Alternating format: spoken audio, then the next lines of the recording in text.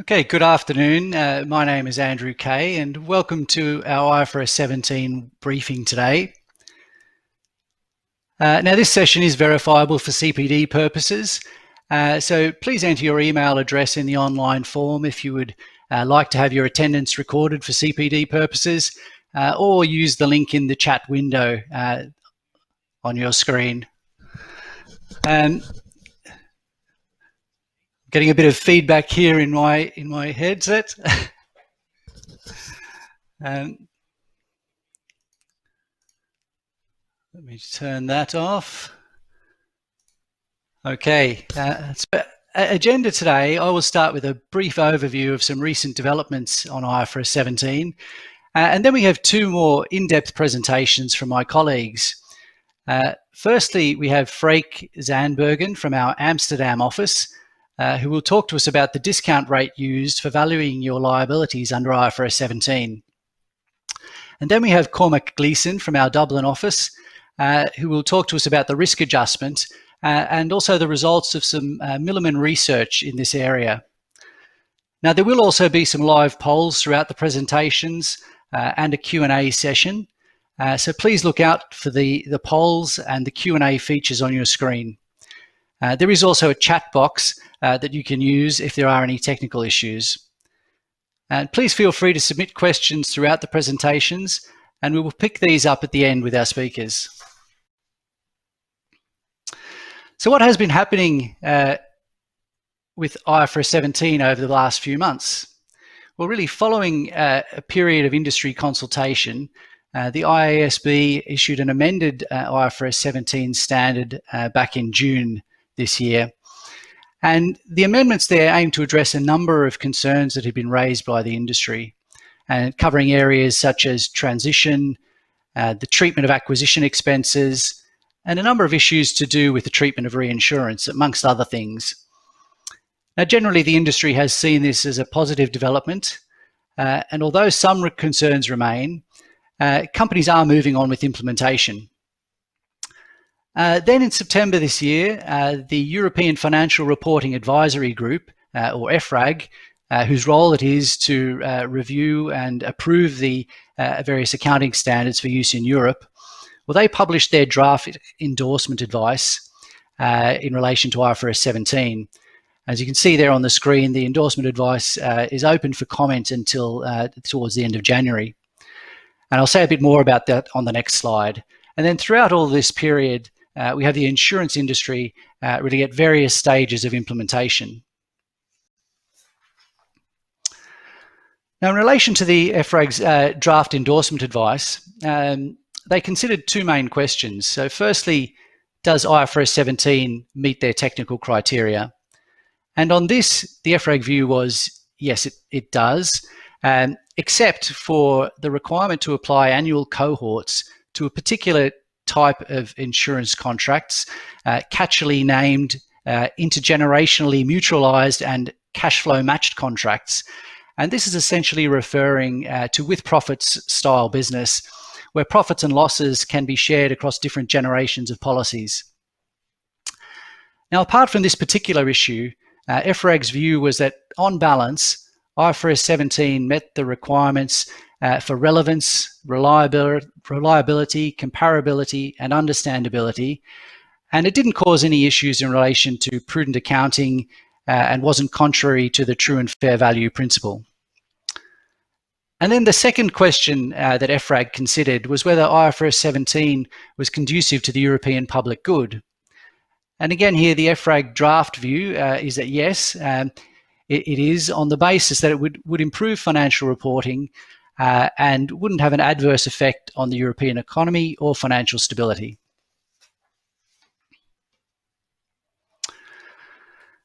Now, back to the issue of applying the annual cohorts to that with profit style business, the EFRAG board members were split 7 against and 9 in favour of this requirement. And the dissenting views were that applying annual cohorts for this type of business did not lead to information that was relevant or reliable, because the allocation of cash flows into annual cohorts was quite artificial. It didn't reflect the terms of the contracts or the economic reality of how the business was managed in practice.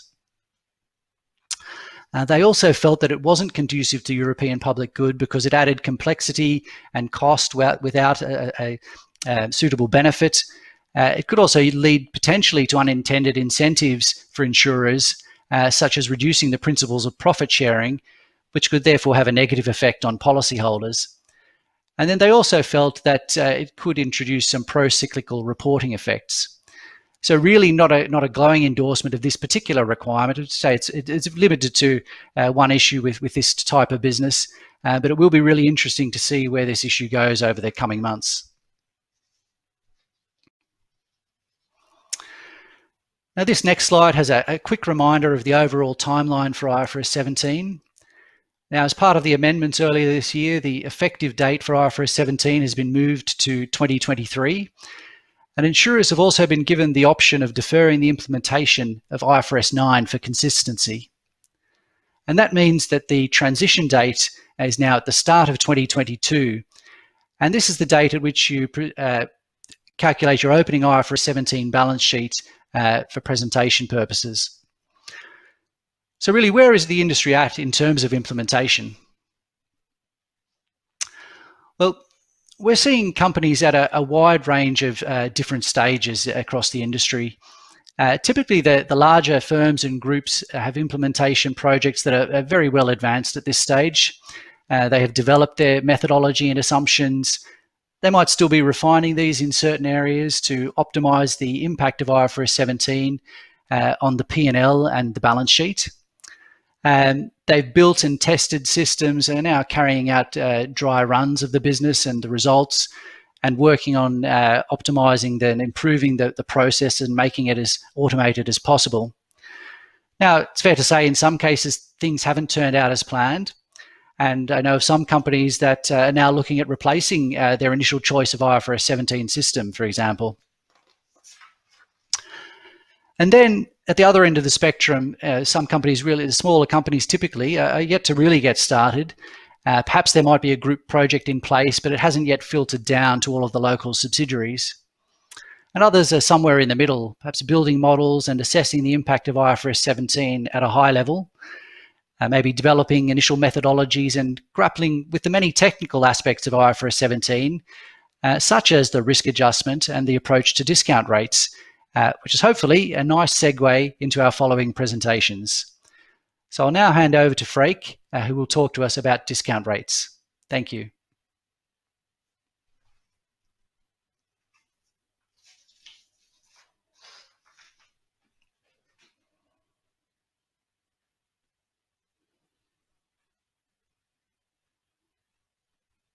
Even though relaxing, we aim to make it a little bit more interactive by including some polls to get a view on what's happening in the market. Just to make clear, the results are obviously anonymous and will not be disclosed in any way. So prior moving into the content, a short introduction of myself. My name is Freek Sandberg, and I've joined Milliman at the start of the COVID crisis in March this year, after working 15 years in the insurance industry in different capital and risk management roles at Aegon and NN. Most recently as the head of ALM at the group level. I'm based in the Netherlands, so joining this webinar is actually the more convenient part of our new virtual world, although hopefully it is temporary. So today I will talk you to the process of setting IFRS 17 discount rates. I will do this by showing the different building blocks of the curve, explaining the top-down versus the bottom-up approach, talk about selecting the risk-free rates, relevant inter- and extrapolation techniques and choices around the assumptions, and zooming in on the determining of the illiquidity premium, also known as the ILP. In particular, I will zoom into the discussion of the use to a theoretical reference portfolio versus the use of an own asset portfolio, and the actual implications of this choice on the reflection of the liability liquidity characteristics. Finally, I would like to leave you with some thoughts around potential implications of the new framework on the management of your business, in particular around asset liability management. As a little bit of marketing, we have recently published a paper where the link is on the right bottom of this sheet, which obviously contains more details than what I'm telling you today. And as a little teaser, look out for the more comprehensive work to come out probably and hopefully in December. So as we go into the content, I would like to start to talk about an important methodological choice by using a top-down versus a bottom-up approach. If all works well, you should be able to see a poll question now on your screen where you can let us know what kind of approach you are actually using. And in a minute or so, we will look at the results. So the difference between the two approaches is visualized on this sheet. For the top-down approach, we take a yield on a certain asset portfolio and deduct a certain amount of adjustments, in particular around premiums for credit risk and optionalities, for example. While for the bottom-up approach, we start with risk-free rates and add a premium, which then should reflect the illiquidity characteristics of the liabilities. So in theory, and as visualized on this sheet, the two approaches could lead to the same outcome. But as you all know, in theory and practice are the same, but in practice they are not. So it is actually a relevant choice to make upfront. Even further, in practice, we see also a lot of hybrid approaches, actually moving between the top-down and the bottom-up approach. For example, think about the matching adjustment approach, which technically is a combination of a bottom-up approach, namely being the risk-free rates plus something, but where the something is actually coming from a top-down approach, namely the yield on your own portfolio adjusted for certain items. Okay, before we move on, let me have a look at the first poll results and bring them up the screen, actually. See whether that's possible. Here we are. So what approach are we using? So there's a third of you is still undecided, but I think the majority of the companies who make the decision are actually using a bottom-up approach. I think that's a very reasonable thing, and also what we have seen in earlier results. So thanks for filling that in. The next thing I would like to talk to you is the relevant components of the discount curve. And here we would like to start from a known area, namely the Solvency II discount curve. There should be another poll popping up on your screen, by the way, and this time it is around the use of a UFR in your IFRS 17 discount rates. Hopefully, we're looking forward to your answers on that one.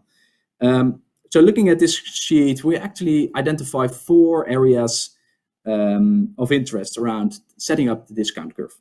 First, it is about the risk-free rates to be used. Secondly, it is about the so-called last liquid point.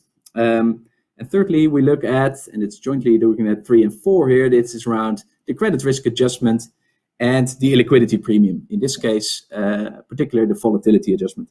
And finally, it is around looking at the ultimate forward rate and the extrapolation technique. All items are subject to review in IFRS 17. And I think it is an interesting starting point to start off with your Solvency II, also looking to our final question ahead. So what about the inconsistency between IFRS 17 and Solvency II in the future? So we will zoom into these elements in the remaining of our presentation. So let me move to the results, actually, because I think there are quite some results in already. So are we using a UFR? I think the majority, oh no, so it's actually 50-50. So nobody's actually adjusting the UFR, which is an interesting one. So it's either, yes, we use it similar to a Solvency II, so probably that's using then the same rationale, or the UFR is taken out completely. I think it's an interesting one also to discuss in a little bit more detail in our final topic when we look at the ALM implications of these kind of decisions. Okay, when I move on, we're looking at the first part of the discount rates, which is setting up the risk-free part. So what are actually risk-free rates? I think that's an important question to start off. It's mainly driven by how much data is available on a certain instrument. So one can look at overnight swaps or at Euribor/LIBOR swaps. Of course, we know that in the Euribor/LIBOR rates, there is a certain credit risk component, which is also taken out in Solvency II by the CRA. But if the liquidity, the amount of assets traded in the overnight part is too low and is too limited, so what's then the point of using that? So I think that's a relevant discussion. And also, if you move to different currencies, what if there's no swap market at all? I think typically what we see is an alternative to use government bond curves down here. So following from this data analysis around the liquidity of the risk-free rates you consider, a view should be formed on whether the market is deep and liquid, and translate this into a last liquid point or a first smoothing point. Actually, that depends on your inter and extrapolation techniques. And as just discussed, the use of a UFR is then probably required, well, or not, and that's, I think, an interesting one, because 50% of the people responding that there's no UFR actually in their approach, is going to be very relevant. On the bottom right, I've made it just a little graph for illustration purposes. It's always interesting to compare markets, of course. So here we have the GBP market versus the Euro market. And you actually see the major impact of having a different last liquid point. So as you all know, the LLP in the Eurozone is currently set at year 20, where in the GBP market is at year 50. So you see that the liquid part of the GBP curve is higher, significantly higher than the Euro curve. But after the last liquid point, there's a massive impact of moving the curve to the UFR. Okay, so far about the risk-free rates. Moving to the world of the liquidity premium. So first, we look at the ILP now as looking at a portfolio return where we deduct the risk-free part of it, leaving us with so-called spread above the risk-free rate. And then that spread is typically diverted into a credit risk component and another or illiquidity component. Key question here is, what portfolio do you use in step one to determine your ultimate yield? So to answer this question, I think we see that there's two big approaches. It's the use of the own portfolio, and it's the use of the theoretical reference portfolio. So now I think the third question should pop on your screen. So what I would like to know from you is what assets are you actually using in your ILP calculations? For illustration, I think that is an interesting finding here, is that we see that Solvency II actually has two similar approaches, where if you look at the matching adjustment, you see that the own portfolio is used to calculate a premium, whereas under the volatility adjustment approach, you see that there's a theoretical reference portfolio used to determine the level of your illiquidity to be used on your liabilities. Let me quickly check. Yeah, the results are still coming in, so I'm moving to the next sheet to have a quick look before I go into the more details around the pros and cons around the use of an own portfolio versus the reference portfolio. So we see that it's rather evenly split, although there's, for the people who did decide, there's twice as many people using the own asset portfolio rather than a theoretical reference portfolio. But still, I think the different approaches are used and are relevant to analyze. Okay, then as promised, we move into a pro-con analysis, high level, of course, around the use of an own portfolio versus a theoretical reference portfolio. First, to start off with the own portfolio, I think the biggest pros are that the portfolios are known and your data is available. So, for example, you have no discussion around what are the yields and what are the characteristics of your portfolio. You would expect less volatility on your balance sheet because there is a clear link between the assets and the liabilities. And the portfolio should reflect the characteristics of the liabilities already. assuming that the assets and liabilities are well matched, both on a interest rate and liquidity perspective. There are some risks or some cons to have in this approach. Is that one of them is to have that it contains a sort of a reinvestment risk. So are you able to keep up with this ILP for the longer period of time? I think in particular this holds when liabilities are typically longer than your asset portfolios. Another one, and that's I think a more big one, is that liability valuation is less objective and may create inappropriate investment incentives. So for example, investing in higher yielding assets, generating a higher ILP would lower the valuation of liabilities and hence increase the level of IFRS equity, which might get the wrong incentive. It might get operationally difficult to calculate this every time and every period on the new portfolio. And in addition, it might be difficult to calculate a yield on special assets. So for example, on infrastructure loans or other illiquid assets which don't have an asset price. Note that most of these cons can actually be managed by not moving to your full own portfolio, but go into a more strategic asset allocation target portfolio, which is expected to be more stable over time. So then I think the impact on the operation will be less, and potentially it will take away some of those short-term investment incentives. Moving to the right-hand side of the table, so looking at the theoretical reference portfolio, I think what you see is as a big pro is that you have more control on the discount rate, and hence it's going to generate more stable results on the liability side. And it should be operationally easier than using your own portfolio. However, you will need to construct and build a link between the liability characteristics and this actual portfolio. So you would need sort of an application ratio to reflect the liability characteristics. Hence, it might create larger volatility compared to the own portfolio because there is a breakage between the link to the assets and liability side. And ultimately, and I think that is a relevant one to consider, it could potentially lead to negative investment spreads, where the discount rate is actually set higher than the earned rate.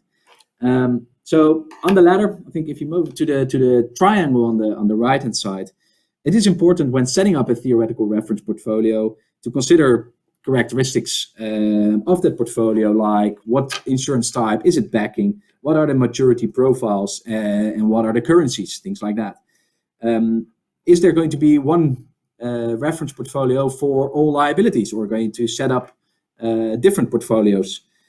Or will this be reflected in application ratios, for example? Will it be one asset or will it be multiple assets? And should it somehow align with the world happening on the left-hand side, so with your own portfolio? Should there be a link? Should it be a hybrid approach? And overall, I think that's to cover up the negative investment spread. How risky should the reference portfolio be? Potentially to avoid having these negative investment spreads. Okay, to round up the story around illiquidity here, we would like to address an additional thought here, is how to actually reflect this liability characteristics. So first of all, it's important to know what drives liquidity. So typically this is around the possibility to lapse contracts, and then about the size of the termination or the exit value, including the potential tax constraints around there. But I think overall, the impact of the liquidity premium depends on the approach. So what we believe is that when you use an own portfolio, applying additional haircuts might result in a double haircut on the liquidity premium. As you have already liquid instruments in your asset portfolio reflecting a lower level of liquidity premium, so adding another haircut on them feels like a double counting. So that's, I think, an important statement. However, it would be important to demonstrate that the own portfolio is reflecting the right level of liquidity. And therefore, I think you would need to build up a strong internal liquidity stress test. Talking about that, I think actually that's good reference Here's Milliman have launched a paper last year around setting up a liquidity management framework, also talking about the details, what should be in there. When moving to looking at the theoretical reference portfolio, I think it's an important question to look at what granularity is liquidity premium calculated, and how to set up this application ratio to reflect the differences between the different types of liabilities. Moving on to the final sheet of today, where I would like to leave you with some thoughts around the implications of the new framework on your ALM and the management decisions. So as a final check, whether you're still there, I'm happy to hear your view around worries and around the use of different frameworks.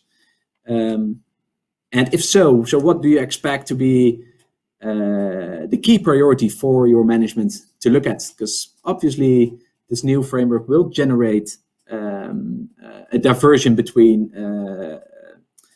strategic objectives in an ALM study, for example. In particular around using UFR, using extrapolated curves, using the ILP.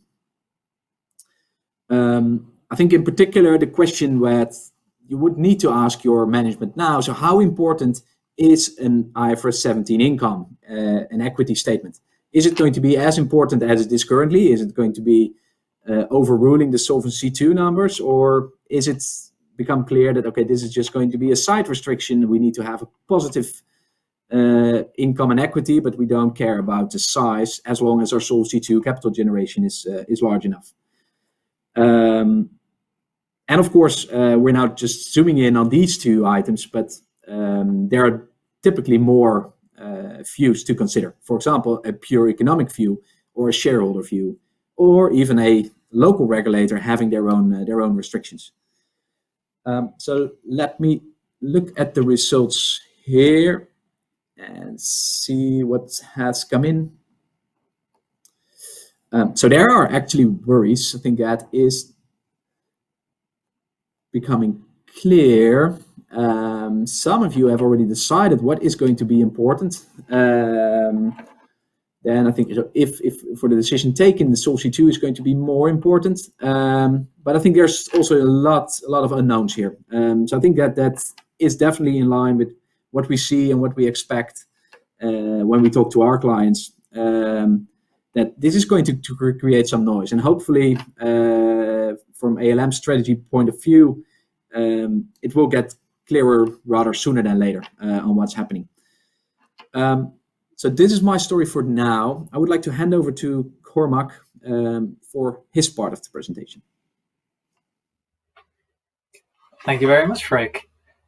So for our next presentation, we'll be changing tact a little bit, and we'll be focusing in on the IFRS 17 risk adjustment.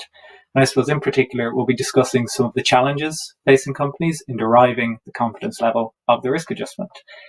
So a little bit about myself. I'm a consulting actuary with Milliman here in Dublin, having joined straight out of college, and I've been here ever since.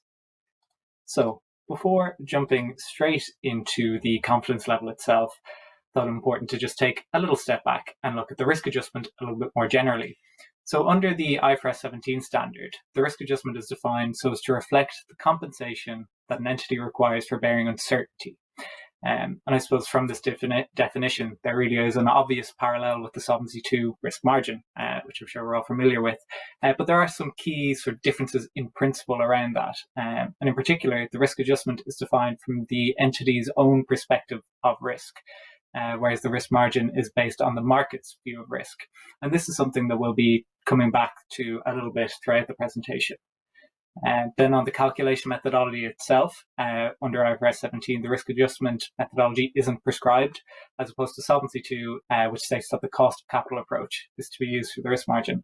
And these judgments then lead to additional disclosure requirements under IFRS 17 reporting. And in particular, the standard requires that an entity shall disclose the confidence level used to determine the risk adjustment. And that's very much going to be our theme for the rest of the presentation, as we feel it represents a key challenge for insurers. So although the IFRS 17 standard doesn't prescribe an explicit methodology to calculate the risk adjustment, it does outline 5 key characteristics that any methodology should capture. So risks with a low frequency, high severity will result in higher risk adjustments. For similar risks, contracts with a much longer duration should result in a higher risk adjustment. Risks with wider probability distributions will similarly result in a higher risk adjustment. The less that is then known about a current estimate, but also its trend, should result in a higher risk adjustment. And to the extent that emerging experience reduces uncertainty about the amount and timing of cash flows, risk adjustments for non-financial risks will then decrease. And the converse of these principles is also true. So although these relate explicitly to the risk adjustment methodology, by extension, there is a natural link here between the confidence level itself, that it should exhibit these characteristics as well. So for a given risk adjustment amount, let's say, the confidence level will be higher for risks in which there's a wider probability distribution than something more narrow. So this may sound a little bit trivial at the moment, but it is worth bearing in mind, particularly around additional disclosures with IFRS 17. So with the onus being on an entity to determine the risk adjustment from their own perspective, there will naturally be different practices throughout the market. So to get a sense of those practices, Milliman conducted a global survey back in 2018, looking at how companies were preparing for IFRS 17. So obviously these findings will have changed in the last number of years. So we thought we'd make use of our virtual rooms today and take a bit of a straw poll to see how the lie of the land has changed. So hopefully you should be able to see a poll in your chat now. And again, we'll reiterate that all these responses are anonymous. So if you could take a bit of time and just say which methodology you're currently looking at using to calculate the risk adjustment for IFRS 17. So while those results come in, let's take a look back to a simpler time in 2018.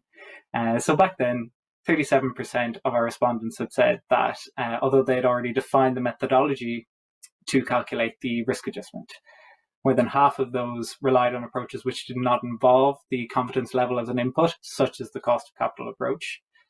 86% of respondents do not have a solution to determine the confidence level of the risk adjustment. And then on the confidence level itself, 41% expect the confidence level between 70 and 80%, whereas 33% expected it to be higher in around 90 to 99% sort of ranges. So in terms of then deriving the confidence level of the risk adjustment, it's obviously going to be necessary to consider quite a wide range, and also to have that flexibility to adapt as market practice emerges. So while we don't have time today to update all of these questions, we should hopefully be able to take a look at the methodologies that people are using. So at the moment, we're seeing still quite a majority here, with 45% on the cost of capital approach, and 30% looking at FAR, 5% looking at sort of a conditional tail expectancy or a TVAR, and 20% on the other. So quite a healthy distribution there, a slight increase from the 37% we had in our previous slide, but good to see that the cost of capital approach is still a firm favourite, which means I don't need to try and rearrange my slideshow mid-presentation. So going into the cost of capital approach itself in a bit more detail. So it's based on this concept that an entity will determine its risk preferences based on the entity's selection of risks appropriate for IFRS 17. So using this technique, the risk adjustment is just calculated as the present value of future capital amounts multiplied by a cost of capital rate. And then unless simulating from a full distribution of profits, the company will require a dedicated approach in order to determine the confidence level, since it isn't an actual input to the solution. Structurally, this is obviously very similar to the risk margin, but there are some key differences, and these stem in large from the principal differences that we outlined at the top of the presentation. So in particular, the capital amounts and the risks are not defined based on regulatory capital requirements. The cost of capital rate is not specified, and nor are the discount rates. So Freek has already given you plenty of food for thought on the discount rate side of things, but more widely, entities will need to determine these elements for themselves and to be able to justify their choices and ultimately disclose them. So then on the value at risk technique, our second most popular method of the day. So these rely on producing a distribution of cash flows. And these, could be utilized by companies which have internal models, let's say under Solvency II, in which these distributions are just natural outputs of those models. And then to calculate the confidence level in this approach, it's a very straightforward process on just reading off that confidence level from your distribution. There are some additional, more operational considerations that we thought we would flag here, particularly if the model used to produce these distributions is using a different basis than IFRS 17. And in particular, we feel that the time horizon represents a key challenge. So Solvency II time horizon is a 1 year, whereas under IFRS 17, there's a lot more variation, looking at 1 year, multi-year, or even lifetime views of the risk adjustment. There may also be differences in how the model is calibrated, be it on risks or even in terms of the methodology used to project certain cash flows. So given the time and the cost that has gone into creating models that can produce these distributions in the first place, if any additional developments are required, these are obviously going to come with more overhead, more model governance, and additional model maintenance over time. So even if companies do have the building blocks to create these distributions or have these distributions to hand and are looking to adapt them for IFRS 17, there are some additional considerations that companies should take into account when choosing their methodology for deriving the confidence level. So obviously this is a challenge for insurers. So this year, ourselves and our colleagues in Paris conducted some research in order to come up with a practical, pragmatic approach that was also mathematically sound and had a high degree of accuracy. So in our research, we devised an approach that utilized a closed form solution. So one which didn't rely on any sort of stochastic simulation. And this is very much a key objective for us in order to be pragmatic and make sure that our solution was applicable to a wide range of companies, particularly those utilizing the cost of capital approach or their approaches which don't have the confidence level as an input. So we'll be going through this approach at a high level for the rest of the presentation, but we have included a link here to the research paper, which goes into a little bit more detail. So broadly, our solution divides the approach into three main segments. So we have an initial modeling of risk.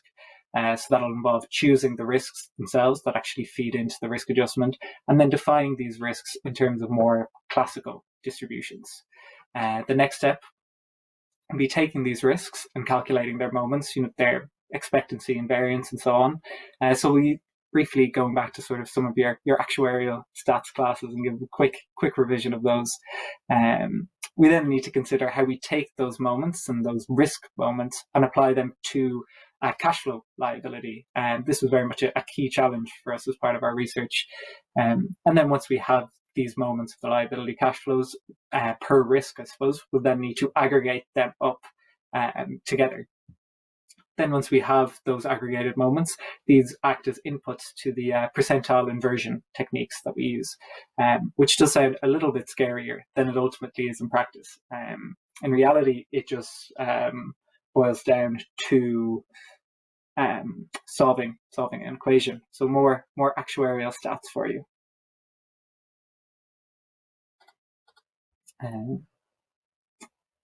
So starting with the risk modeling approach itself. So to illustrate our approach, we focus on just showing mortality and longevity.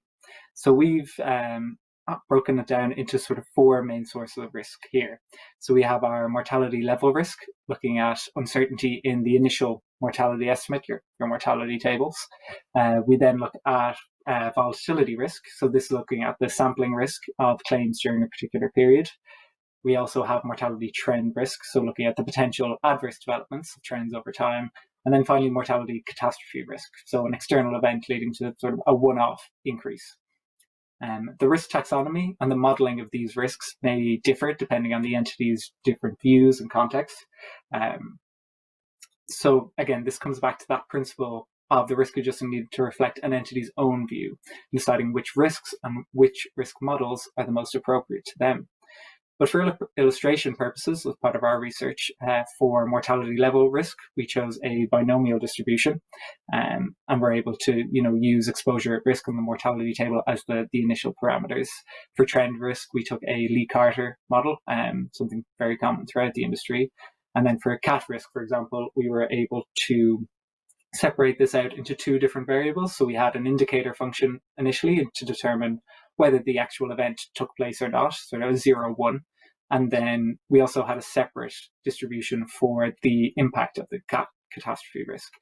And these models then were chosen, I suppose, in particular to relate back to those 5 principles outlined in the standard, such as allowing wider probability distributions where appropriate, or cat risk, capturing those low frequency, high severity risks. So once we defined those models, we were then able to sort of take them and look at the moments. So some of these are reasonably straightforward and things you'll be familiar with, like expectancy and variance. Some of the higher order moments, for example, may provide a little bit more challenging, depending on the underlying risk distribution as well. So there is a link there. And these moments represent the shape of the distribution and really summarize succinctly the key characteristics. And this allows us to get around the issue of not needing to simulate directly. In a stochastic approach, you would get those key characteristics from just drawing from the random variables, whereas here we're able to summarize them and then take these as inputs into a closed form solution. We can look at higher order moments, for example, but for our purposes, the first 3 were sufficient. So the actual derivation of these moments is sort of split out into two steps. So firstly, we compute the moments for the risks based on the distribution themselves. And we then need to translate those, as I mentioned before, from looking at just the moments of risks into what that looks like for the moments of the liability cash flows themselves. And it's in this step where we can consider different time horizons quite easily. It's just an input in which we can change and adapt and adjust as needed. The next step then, once we have these liability cash flow moments, is looking to aggregate them up. So, we need to allow for dependencies between risks. So analogous to the correlation matrices in Solvency II, for example. Some of the higher order moments, like the skewness component here, require slightly more in-depth methodologies for aggregating them up across risks. But once you have your methodology, it's one of those things that you can apply across the board. So this approach then gives us our aggregated moments of the liability cash flows, which we can use as inputs to our third step. So here we have the percentile inversion shown in the formula here.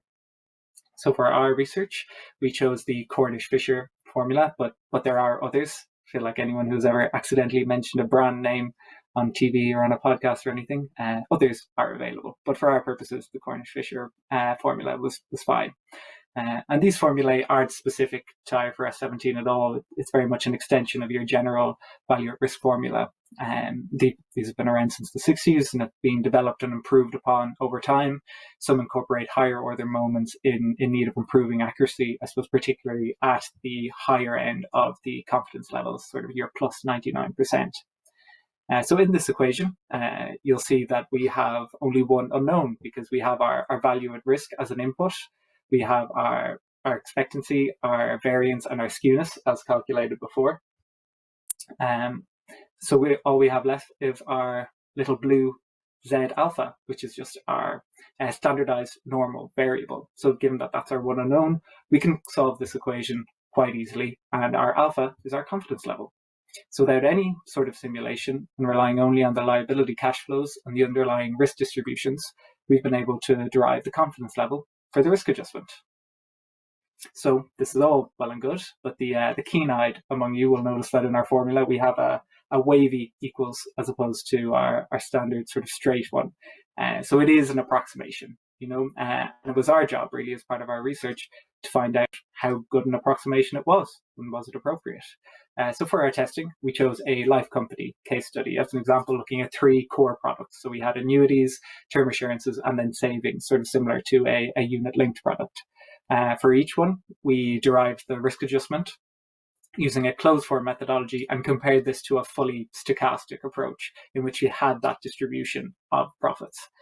So this allowed us to assess and validate our approach both in terms of the percentile level and for each type of risk. So for our purposes, we chose a multi-year, sort of 5-year time horizon. So how did we actually do? And thankfully, after a couple of months of work, the answer is quite well. So we pulled out a sample of the results here, but we do go into a little bit more detail in the paper that we linked earlier. So these graphs show the results for the annuity product for 3 different risks, looking at level risk, volatility risk, and then trend risk. So the yellow line shows the risk adjustment and the corresponding confidence level using the fully stochastic approach, and then the blue line is our closed form solution. So you can see in the bottom right and left of the graph, we are matching quite well across a full range of confidence levels. As I mentioned before, closed form solutions in general are less accurate at very high confidence levels, those plus 99%. But for the typical confidence levels that we had seen for the IFRS 17 risk adjustment, we are matching back quite well. In the graph in the top right, you can see some discrepancies in our testing. Unfortunately, there is no such thing as a free lunch. And as part of our testing, we were able to identify some areas for improvements, but unfortunately didn't have time to fully explore these in our research. At an overall level, though, we did find that our approach corresponded to the stochastic methodology really well and to a high degree of accuracy, which is what we were looking for. We did have some time to explore some sensitivities, and in particular, we wanted to look at the time horizon. So given that we've seen divergent practices in the market around this, not just in the Irish market, but from speaking to our colleagues across Europe, we thought it would be useful again to get a sense of where people are at and what people are considering here. So as before, responses are anonymous, but we'd like to know which time horizon are you considering? Is it a 1-year view, multi-year view, longer term, sort of 15, 20 years, or an ultimate view to capture the full runoff of the portfolio? So we'll leave that poll there for a while and discuss some of the impact that actually has. So we've looked at 3 different time horizons, a 1-year, a 5-year, and a 10-year time horizon. So you can see from the 1-year time horizon that a risk adjustment amount of, say, 10,000 corresponds to quite a high confidence level in around 98, 99%. If we moved across to a 5-year time horizon, then we see that dropping significantly, dropping below 90%. And then a 10-year time horizon, seeing it fall again below 85. There's obviously a link here between the confidence level and the time horizon. So it is important both to consider these holistically, given that they are intrinsically linked. And this all comes back to what an entity's internal view of risk is and what they deem to be the most appropriate. I will come with a slight health warning here and say, although we're focusing on the entity's view of risk, as market practice emerges, it is going to influence how things are viewed. So being flexible and being able to adapt how your confidence level is derived and the approach you take is certainly something to keep in mind. So I think we'll be able to move on to the poll results very shortly. I'll just get those up now and wait for those to come through on my end.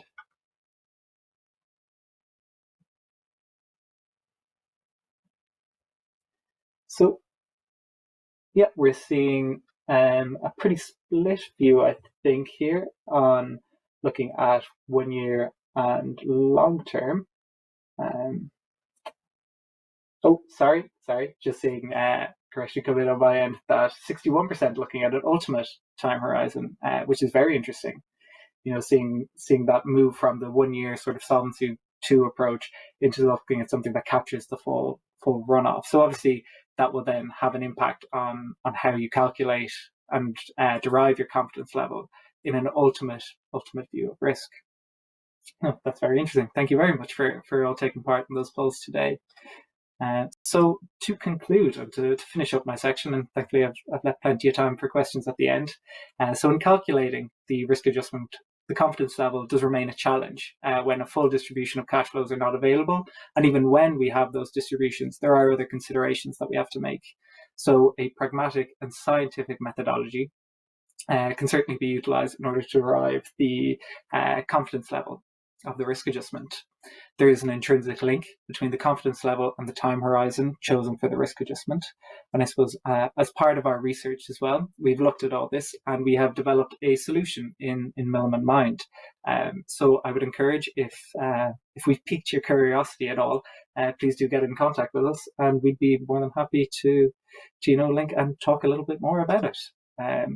So for more information, the contact details are all there on the screen, and I think I'll be handing you back over to Andrew and Freek, and we can go through some of the questions that you might have. Thank you very much.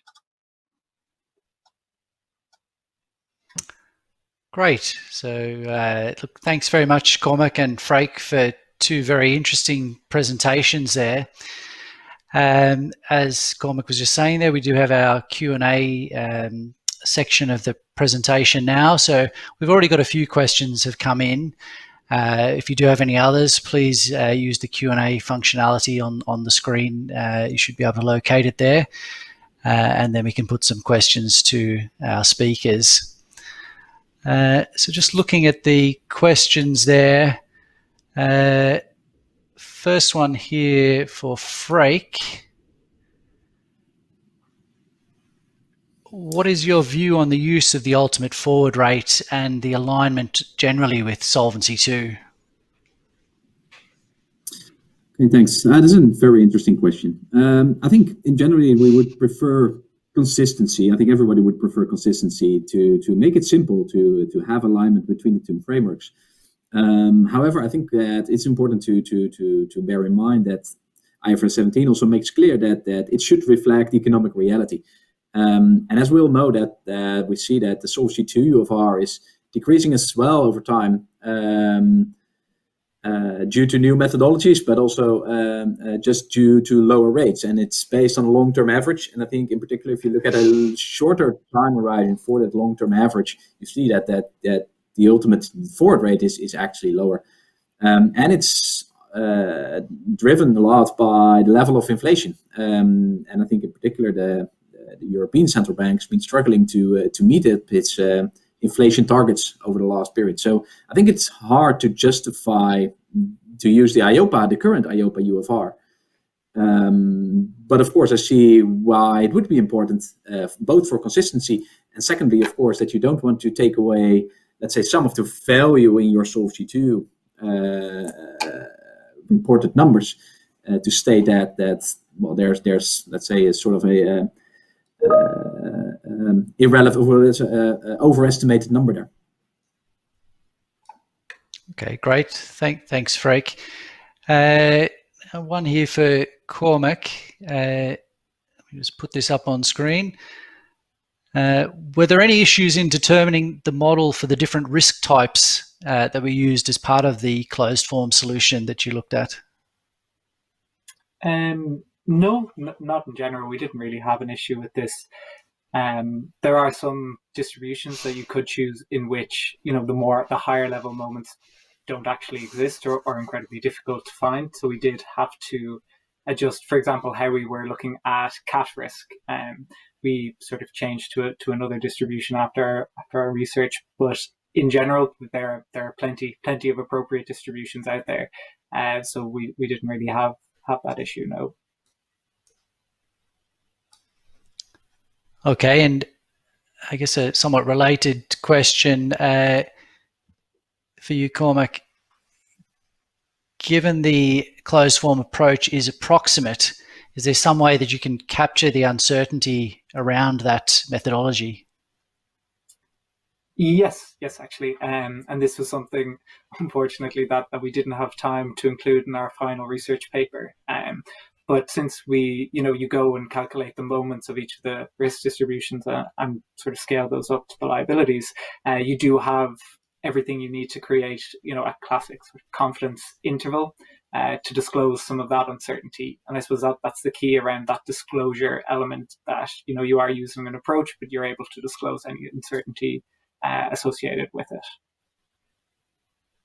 Okay, that's interesting. Freek, can I put one more question to you that's come in here about the use of an unadjusted own portfolio? Is there any clarity there around the use of the liquidity stress test to justify that?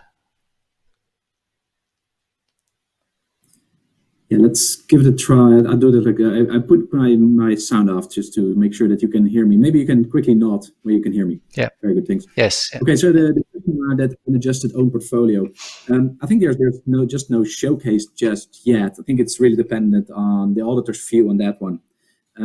I believe that it's a very strong story where risk management is aligned between internal policies and your actual valuation. So I believe that it is a very relevant one to look at. But I think it's just waiting to let's say there comes an auditor statement on how they look at it. But well, as stated, I think it is a very strong story here. Okay, right. Thank you, Freek. Actual valuation. So I believe that it is a very relevant one.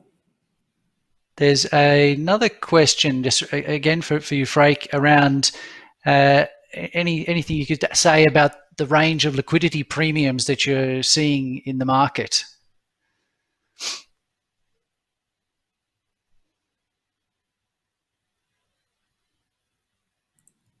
I think I needed to switch again. So I think the question is around what range of liquidity premiums seeing.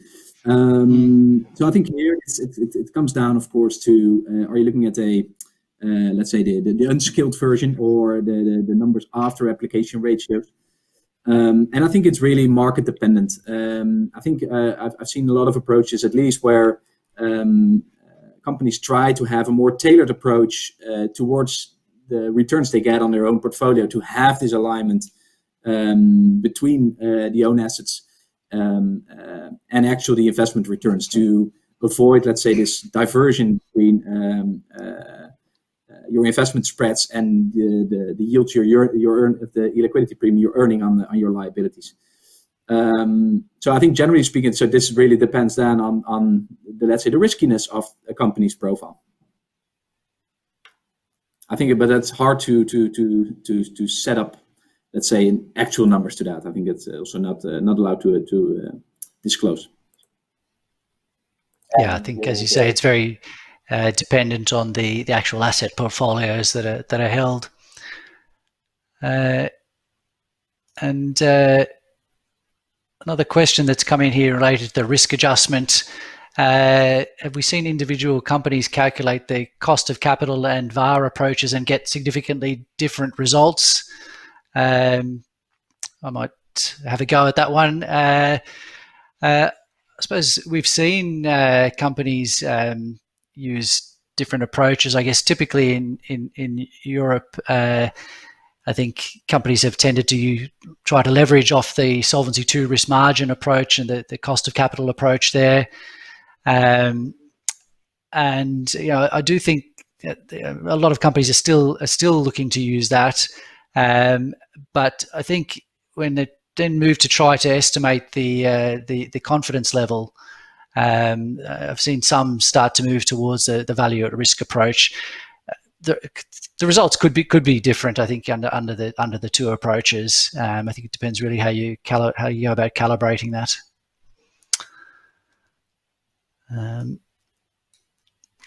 Okay, well, look, we're nearly at 1 o'clock there. So look, thanks everyone for your participation in the polls and the Q&A.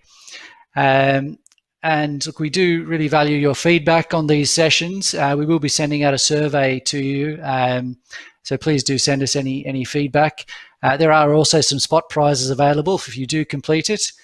And if you do have any further queries, please do get in touch with the speakers from today or your usual Milliman consultant. And just thank you and have a good day.